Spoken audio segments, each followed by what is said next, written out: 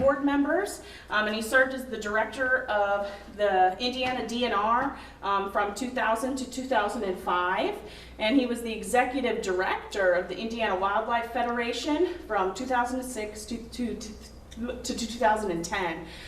So in 2010, though, John was pulled away and selected as the Asian Carp Control Project Director, reporting to the White House Council on Environmental Quality.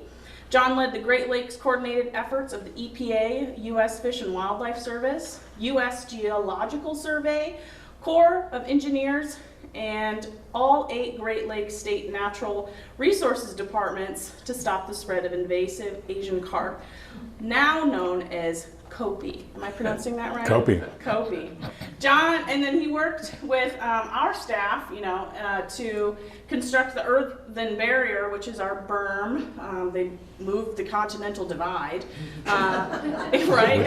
They did. At Eagle Marsh to block the carp from invading the Great Lakes. So he's currently a board member, like I said, and if you guys could give him a warm welcome, that'd be great. Thank you. Thank you. All right. It's great to meet all of you folks. I'm proud to be a board member of Little River Wetlands, and I live in Indianapolis, so I'm not here doing volunteer projects that often, but try to help from a distance, and particularly wanted to make sure we follow through on the carp project. So it's fun to come and talk with you about it. I know many of you were here for the construction project, which is a big concern for everyone involved. But I think we're okay. We've put things back reasonably well for the restoration of the marsh, and we got a nice walk path out of the deal. So just a little bit more background. At DNR, I was the administrative guy, obviously the budget guy, the coordinator of many projects with the Great Lakes. I was vice chairman of the Great Lakes Commission for a few years, and so I did have a background of working with Great Lakes fisheries people and Great Lakes natural resources folks from all those states. In 2010, there was a big hoopla, much bigger concern than I've seen about any other fish issue in all of my natural resources days. It looked like we were going to have an invasion of the Great Lakes from silver carp and bighead carp, primarily, grass carp to a lesser extent, and black carp. They were clearly in the Mississippi, Ohio basin, and there were lots of numbers increasing, moving up the Chicago River. You may or may not know that Lake Michigan is directly connected to the Chicago River and the Mississippi. So well over 100 years ago, Chicago dug a ship canal so that they could in fact have a shipping connection from Lake Michigan to the Mississippi and the rest of the country. And in 2010, there were a lot of Asian carp, invasive carp, in the Illinois River about 60 miles south of Chicago, basically up to where the Kankakee comes in. And it looked like they would, at any time, they might be making a run for Lake Michigan.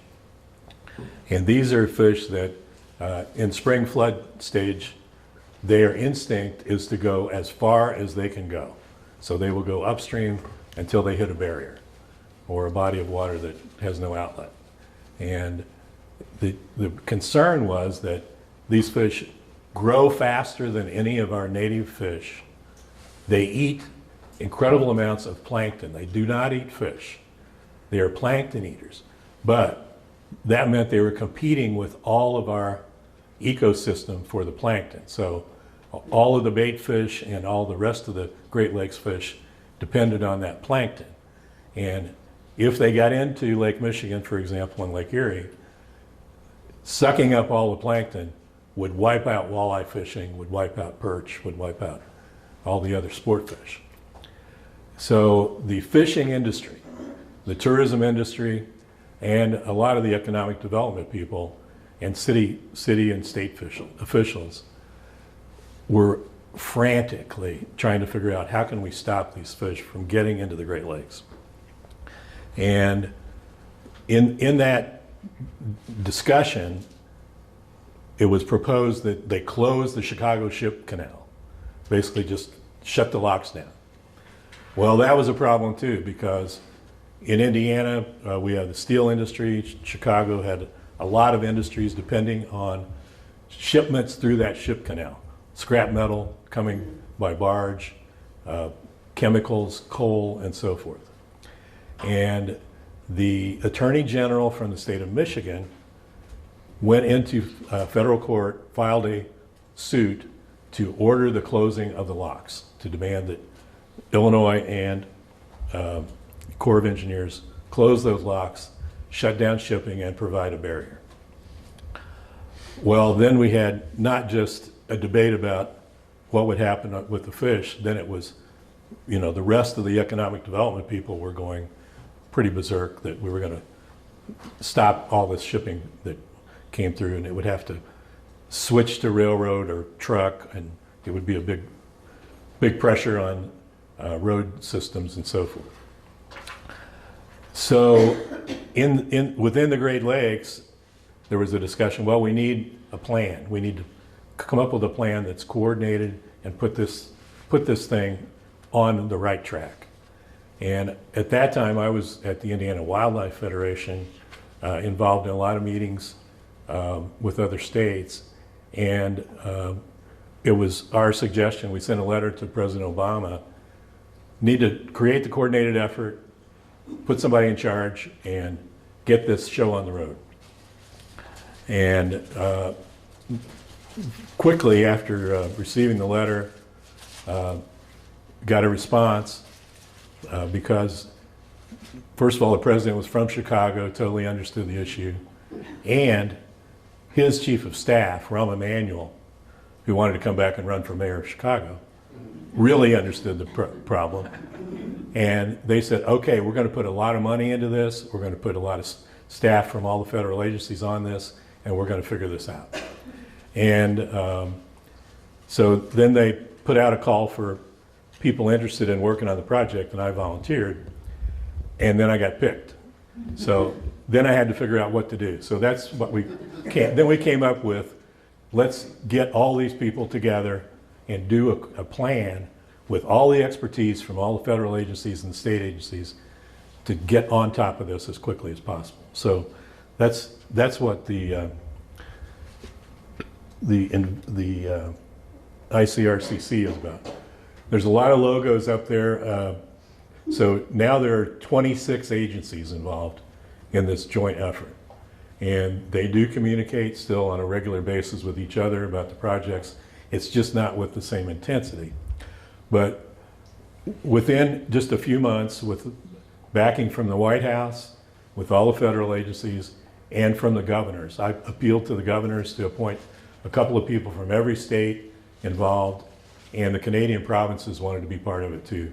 So we started having meetings. We gathered several times for a couple of years. We wrote a plan for what every agency could do to help, and we started this comprehensive effort to find out if there were any fish in the Great Lakes already, if they were reproducing, and what we could do about it. The good news is, because we got on it at the time we did, we still do not have reproducing silver carp or bighead carp in the Great Lakes. So we did stop them from getting into the Great Lakes. There are grass carp though, and I know at least one of you folks here knows about grass carp from their own ponds. Grass carp are a little bit different. They're not as aggressive. They eat plants. They do not eat plankton. They do not reproduce and grow near as fast. But there are some grass carp in the Great Lakes, which I'll show you on a map in a minute. Let me go back and talk about the fish and how they got here for a second. First of all, how many of you remember silent spraying in the 70s. Rachel Carson said, pesticides, chemicals are destroying everything in our ecosystem. We have to stop using chemicals for everything. So natural resources people started looking for natural ways to control algae, to weeds in lakes, and so forth. And there was, from Asia, species of fish, silver carp, bighead, grass carp, black carp, that could all help with this as natural fish to attack what needed to be reduced, to reduce the algae and these other things. And so aquaculture in the southern states started using these fish in their ponds for cleaning them up without chemicals. Seemed like we were on a really good path. This was like in the 80s. In the 90s, there were a lot of big floods, a couple of 50-year floods, and a lot of those fish ponds were in the low-lying areas. Those fish escaped into rivers. So particularly Arkansas, Missouri area where there are a lot of fish farms, we had a lot of these carp get into our river system, and then they started spreading very rapidly. And again, at flood stage, they were getting through lock systems and moving around. In Indiana, when I was at DNR, I knew that we had these fish coming into our waters starting around 2000. We had some in Indianapolis, in White River, right up to by the White River State Park and the zoo. And also we knew they had come up the Wabash and made it all the way to the Huntington Dam. So they've been in the Wabash and up close to Little River for over 15 years. And what the game plan we needed to build barriers in Illinois to keep them from going through the Schiff Canal. Then we needed to look at all the other areas and figure out what we needed to do.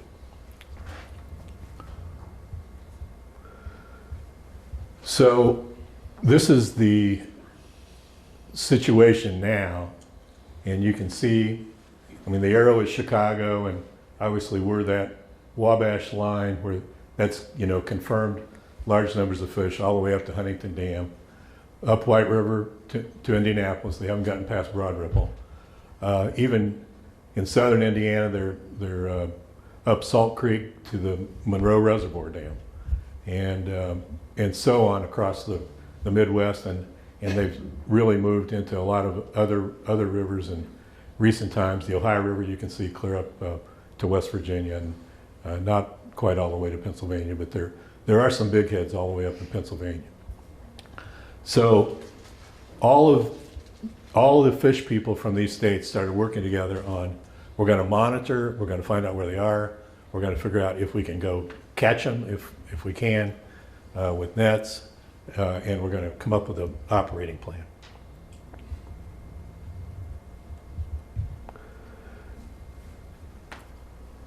Corps of Engineers did a study of all the possible connections. So here's 17 different points that they looked at, basically on the Continental Divide. Eagle Marsh sits on the Continental Divide.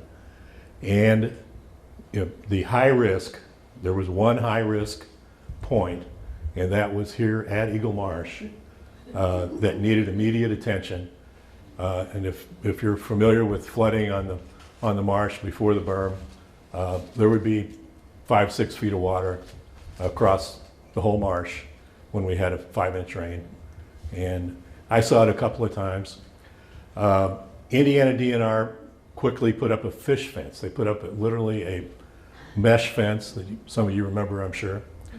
And that was going to keep any of these fat fish from getting through, but didn't know how long that would work or if there would be other ways they might get around it. I remember being up here after 4 or 5 inches of rain. We were standing on Ingle Road, and in the ditch all along Ingle Road, there were carp moving. You could see them moving. Now they were common carp, but there were carp moving at flood stage even outside on Ingle Road in the ditch. So it's just, that's the nature of carp, is they swim upstream as far as they can go. And so identified possibilities of what could be done at Eagle Marsh. A variety of different structures were evaluated.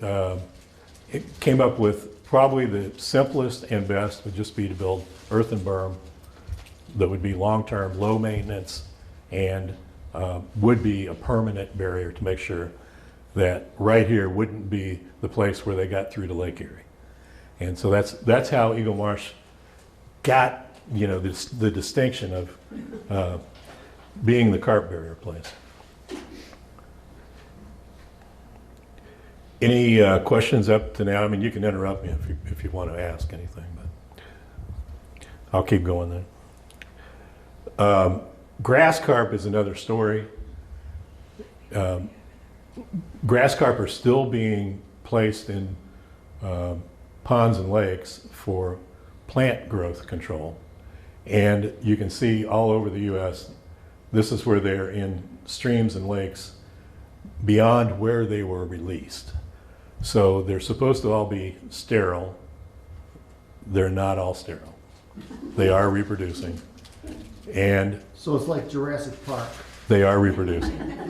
Now they don't get as big, they don't spread as fast, they don't lay as many eggs, but they do reproduce. So we have some grass carp in Lake Erie and Lake Michigan.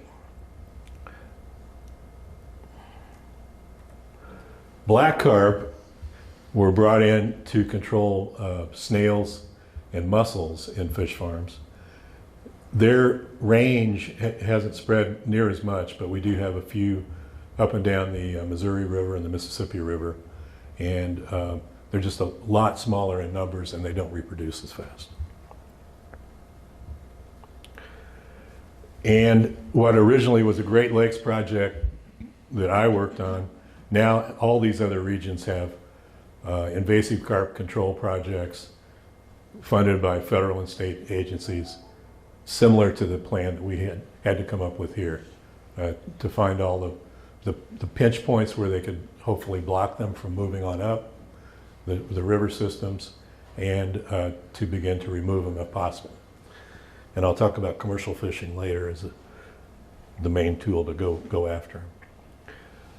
Resource-wise, the first year, the White House said we're going to put $20 million in the EPA budget and the Corps of Engineers budget to get this project started.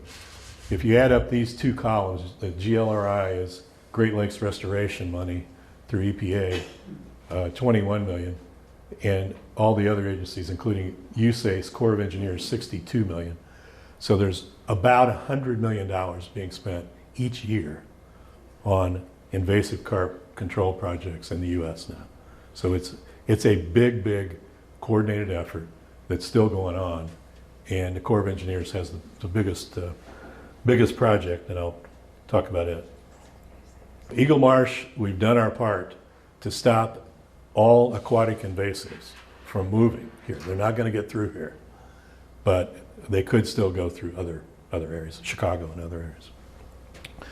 Okay, this is an impossible slide to read. This is a typical Army Corps of Engineers information sheet.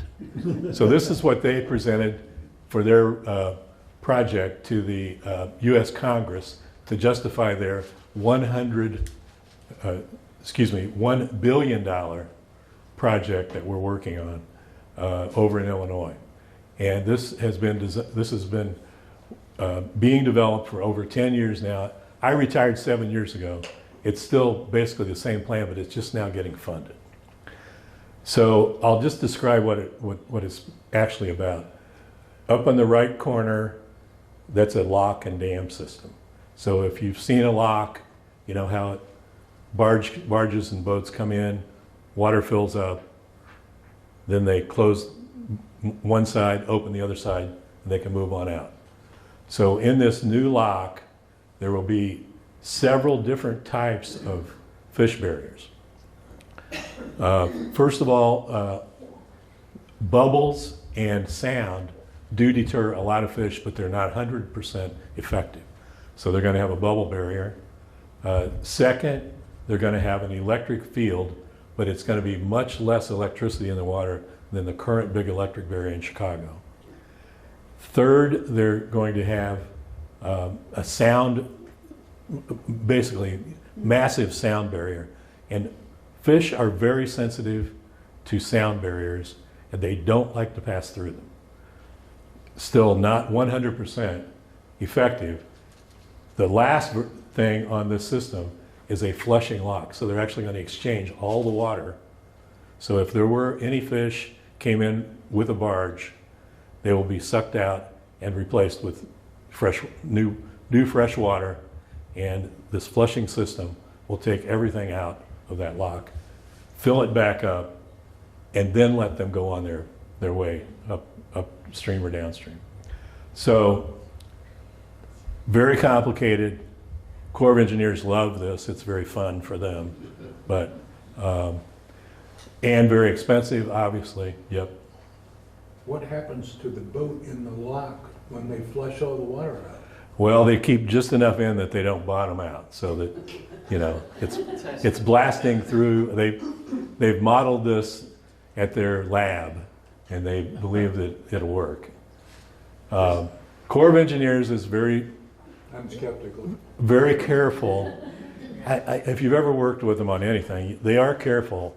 When they build something, it has to last at least 50 years and hopefully longer. So they do not so for them to say that they're okay with these technologies, they really think they're going to work. So they have modeled it in other locations with a flushing system, and they figured it out. So. Is this the Chicago River to Lake Michigan or Calumet Harbor? No, this is down in the Illinois River, past the ship canal, on down. So Brandon Road is the next lock and dam system down. So it would stop them from getting up into the Chicago ship canal. I don't see Indiana there as having a part of the budget. No, that's correct. Indiana has not done a significant amount of work on Asian carp. And they do have a team that works down on the Ohio River with removing fish with commercial fishermen. But there is not a significant investment. It's about 4 staff people, and there's no major effort to remove Asian carp from the Wabash, White River, or otherwise. Indiana has not done that. And in fact, something I wasn't able to get changed. Gill nets, which are the type of nets where fish go in, gills get caught. Gill nets are how they harvest most Asian carp. We'll see on a video a little bit in a minute. And gill nets are illegal in Indiana waters. We banned gill nets for perch fishing reasons and others in Lake Michigan, and then banned them in the whole state, so in the rivers too. So we do not have commercial fishing in Indiana, and that is a barrier to removing the invasive carp that we have. So that still needs to be worked on. They are talking about it again to make some more changes to allow those nets. So. Good catch, though. Indiana wasn't on the chart. Sir? John, you hear about herons and egrets with eggs on their legs. Yep. Is that not a method of carp dispersal?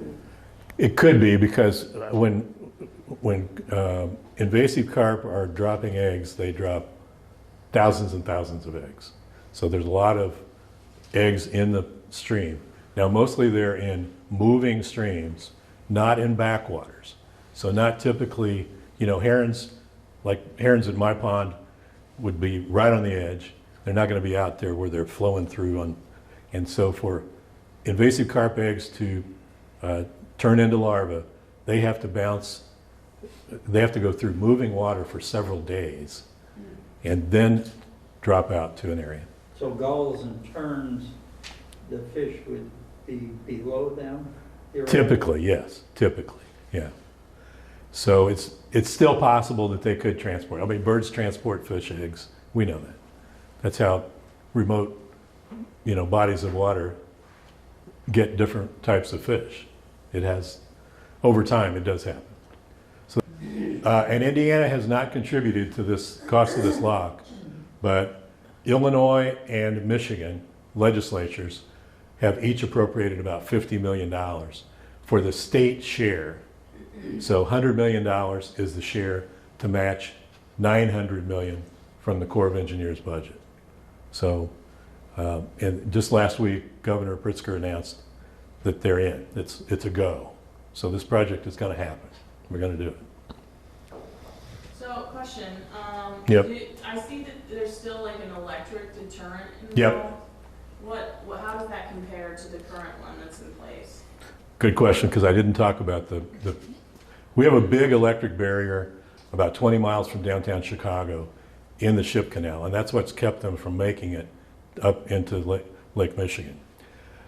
That barrier is several hundred feet long with electrodes on the bottom of the ship canal, and the electric field is very, very powerful. So barges and boats can pass through it safely, but fish cannot, and nothing can live in that much electricity.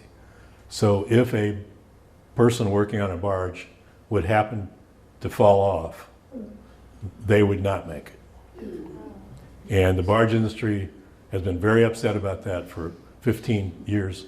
The barrier has been getting bigger and stronger. They want that changed. So this is a much lower intensity electric barrier, lower than lethal. So, yep. Have people fallen in? No, we haven't had anybody in. Expensive to run. It costs about $1 million a month in electricity. So in that Corps of Engineers budget, a big part of that money is for electricity. Down in Kentucky, I don't know if any of you ever are down at Barkley or Kentucky Lake.